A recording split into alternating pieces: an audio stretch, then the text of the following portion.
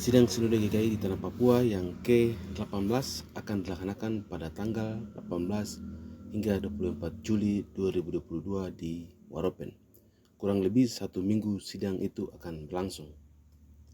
Berbagai persiapan telah dan terus dilakukan panitia, mulai dari persiapan keberangkatan dari setiap klasis di seluruh wilayah Tanah Papua maupun mitra luar Papua, maupun persiapan lainnya menjelang sidang 5 tahunan ini.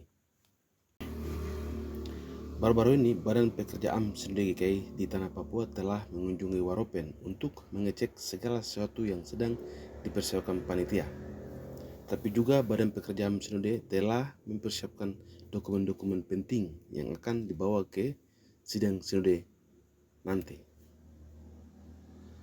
Kesiapan sidang Sinode 18 di Waropen ini sudah dipersiapkan ya, dan luar biasa, baik panitia tetap juga jemaat-jemaat GKI, denominasi gereja, bahkan seluruh masyarakat Waropen dan pemerintah semua sangat memberi respons dan sangat bersemangat untuk mempersiapkan pelaksanaan sidang Sinode 18 di Waropen.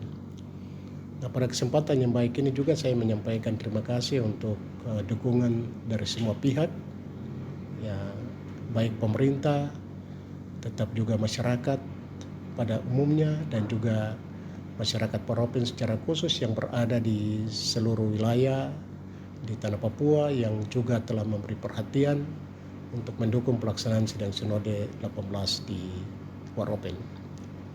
Nah, secara khusus saya perlu menyampaikan juga bahwa untuk pelaksanaan sidang Sinode 18 di Waropen, maka Badan Pekerjaan Sinode dalam mempersiapkan sidang ini hal-hal yang penting sekali yang menyangkut dengan dokumen-dokumen gereja yang akan dibawa untuk digumuli dan ditetapkan bagi kepentingan pelayanan gereja GKI di Tanah Papua ini telah dipersiapkan, dan puji Tuhan, nah, semua sedang dalam proses percetakan dan ya pada beberapa waktu ini sudah siap untuk dibawa ke Waropen. Nah, karena itu pada kesempatan yang baik ini juga saya hendak menyampaikan kepada semua, baik Badan Pekerjaan Sinode, peserta-peserta yang tentu menjadi delegasi sidang Sinode 18 di Waropen yang berasal dari 55 klasis, 15 bakal klasis, dari jemaat kategorial,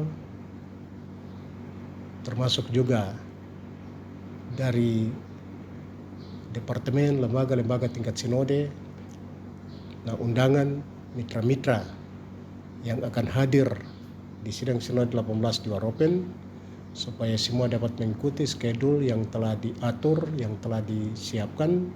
Nah, supaya pada waktunya kita semua dapat hadir di Waropen untuk mengikuti pelaksanaan sidang ini.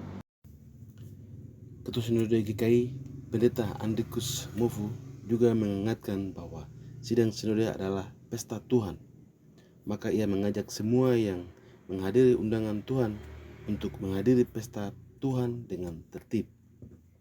Karena itu, ia berharap bahwa hal-hal yang tidak berkaitan dengan penyelenggaraan pesta ini agar dihindari. Segala hal yang dapat mengganggu persidangan di Waropen akan diambil tindakan tegas. Tapi juga ia ingatkan bahwa Waropen harus bebas dari miras.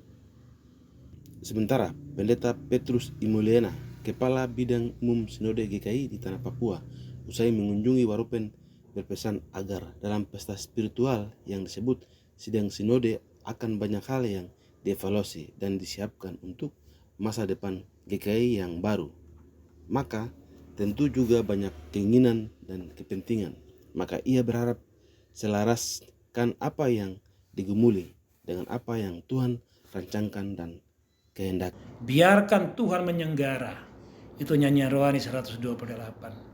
Karena itu apapun keinginan dan kemauan kita untuk berada pada posisi apa saja, mari kita belajar untuk menyerahkan pada Tuhan. Setiap orang ada zamannya dan setiap zaman ada orangnya. Saya yakin dengan sepenuhnya bahwa perjalanan ini Tuhan yang pimpin. sampai dari Waisai sampai ke negeri berjuta bakau. Tuhan juga telah mempersiapkan anak-anak Papua terbaik. Sidang sinode bukan milik siapa-siapa, bukan milik orang Waropen, bukan milik kami yang di sinode, bukan milik mereka di klasis atau di jemaat.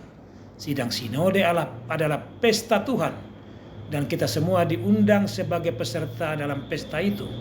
Karena itu mari kita jaga kekompakan, kebersamaan, persaudaraan, kekeluargaan, dan persatuan, supaya Tuhan dimuliakan melalui persidangan yang berlangsung dari awal sampai akhir. Dan apapun hasil akhirnya, kita percaya dan kita harus bertepuk tangan. Inilah cara Tuhan memilih dan menetapkan orang-orang yang diperkenankan untuk bekerja di kebun anggurnya Papua yang kita banggakan dan kita cintai selama-lamanya. Tuhan memberkati kita.